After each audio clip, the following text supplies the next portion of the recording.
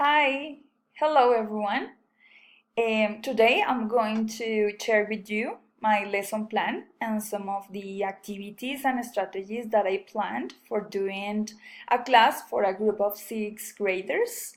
The topic is feelings and emotions. This is the communicative function. So first I'm going to show you a format that I am using to create the lesson plan.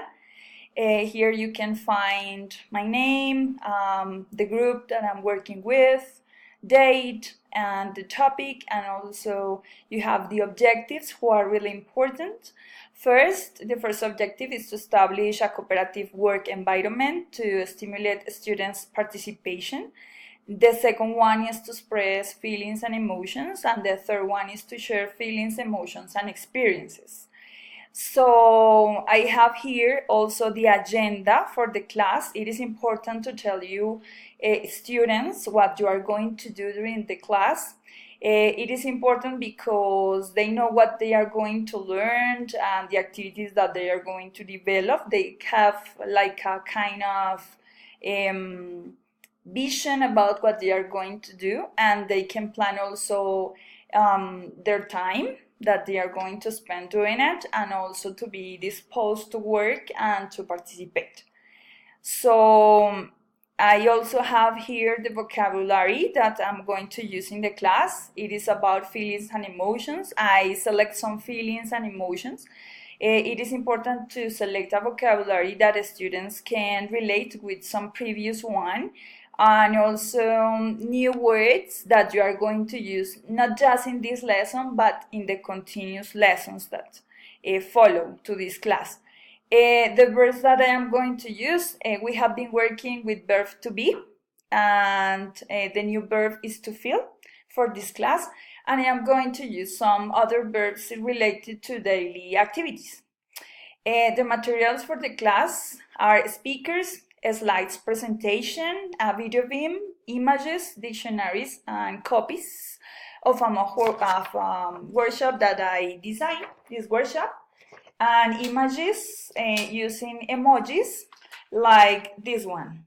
Okay? So I'm going to explain you the class. What is the agenda for the class? Let me to show you.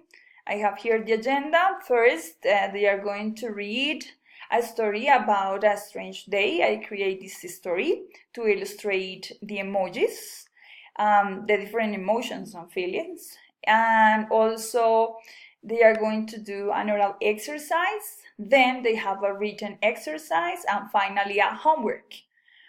Okay. So first, I have an introductory activity, and the purpose of this introductory activity is to activate students' previous knowledge.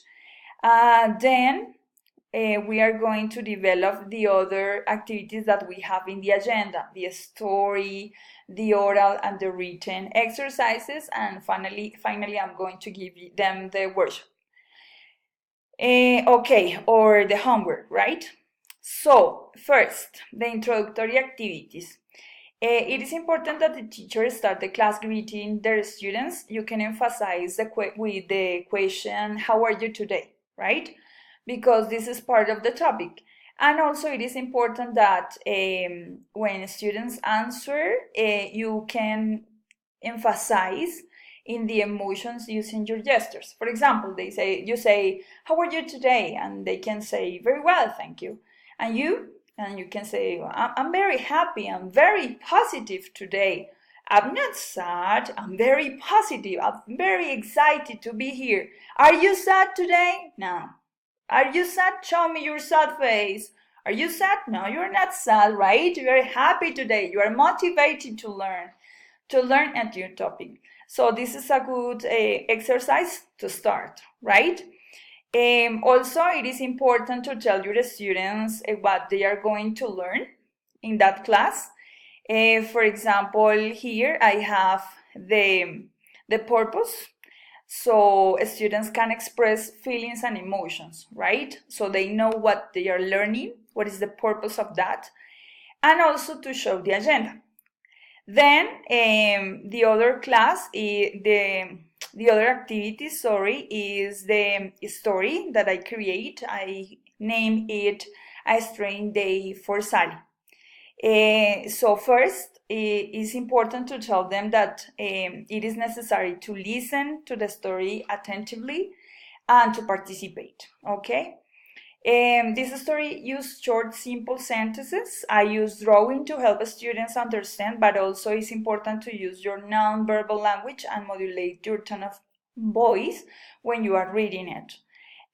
During the reading, I'm going to ask some questions. Some are closed, others are open to check my students' comprehension. Also, I'm going to ask my students to demonstrate the emotions to know they are understanding. And in some parts, I'm going to ask them to explain or to translate, right? So let me show you the story. This is the story. Sally is very happy today. So I'm going to ask, are you happy today? Show me a happy face. Why is she so excited? Does she have a long trip with her family? What do you think? Do you think that she's happy because she has a long trip with her family? No, they don't like long trips. Long trips are bored, really bored. Do you agree? Do you dislike long trips? Do you like long trips? And they are going to comment. Is she in vacations? No, she's not. She's motivated, studying in the school. Are you motivated studying English? Yeah, of course. I'm really motivated to teach you English. Okay, let's continue with the story. So why is she so excited? It's her birthday. Today is her birthday. You get excited when it's your birthday? Yes? Okay, I want to say, please raise your hands. Okay, I feel excited when it's my birthday. She likes to eat cake. She loves cake. Do you love cake? She likes to buy clothes. She wants new shorts. She likes to go out. She wants to go to go to the park, and to eat ice cream. So here the images can help them understand, and also it is important my tone of voice and the way I am involving the students' participation with the questions now that I make. But there is something strange. When Sally returns home from school, nobody is at home. Sally feels sad. She's really sad. Oh, look at her face. Where is my family? Where is the cake? Where are my gifts? She's angry now. Oh, she's really angry. But suddenly, shh, it's a surprise. Oh, she is surprised. This is a surprise party. Sally is surprised. All her friends and relatives are in her house. And this is the end of the story. Let me show you back. Continuing with the plan. So it was the first part. Then I have the practice, the oral and the written practice with the students. For that practice, I am going to use the PowerPoint presentation. And it's again about, have you ever felt like this? So students can, first I'm going to paste some of the emojis that I designed. I have here happy, I have angry, I have bored, yeah, nervous, sad, okay, and others. Surprised, okay? And I can ask my students to take an emoji and to show me if they feel identified with these situations, no? So they are relating images and experiences. So, have you ever felt like this? Okay. He's angry. Have you ever feel angry? Yes, of course. How do you feel, Santiago? I'm hungry. He's hungry. Are you okay? That's another kind of question, right? No, I'm not. I'm sad. How do you feel? How do you feel when you watch a horror movie? So they can show you the emotion or say it. When you see a snake, when you see a mouse, when you see a spider, how do you feel when you pass an exam, you win a competition, you get five in an exam? And then I have the assessment. The assessment is continuous, is permanent. You are assessing the whole class, the attitude of your students, the participation, the attention that they have, also the behavior, right? The kind of language that they are using. Also, I use questions during the whole class to check understanding and also to motivate them to participate. The participation of students, as I said before, and I also design a printed exercise. So in this exercise, they are going to relate emotions with experiences, right? So for example, the first one, you want to eat something after school. If you want to eat something after school, is because you are hungry, so they can't fill in the spaces. Also, you can design a subletter or any kind of activity like that to check that they understood the vocabulary, right? And the homework, that's the final part. For the homework, I design an activity that is cut and paste images of different people's emotions, and they are going to write examples, simple sentences about them. So here I have the example. My friends are happy. They are celebrating Colombia's victory. Okay? And let's go back again to the lesson plan.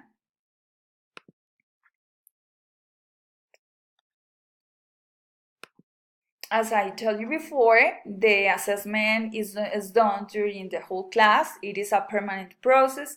It is important to design activities to integrate all the skills. Yes, the quality of input received by the students is also important, and to connect the students' previous experiences with their emotions. For that reason, I was asking with images and some expressions, and also using questions about how they feel in front of different situations. Also, it is important to teach about pronunciation and the difference, for example, hangry and angry. Yes.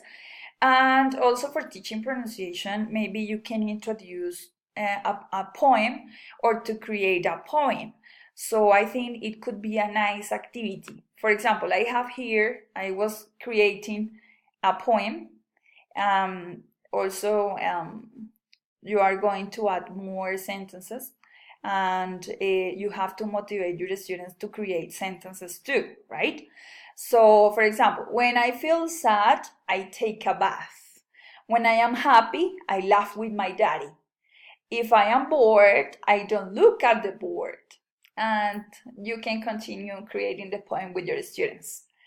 With older students, you can relate emotions and colors. There is some idiomatic expressions in English that are related to colors and emotions. For example, I feel blue, green envy, white as a sheet, to be red.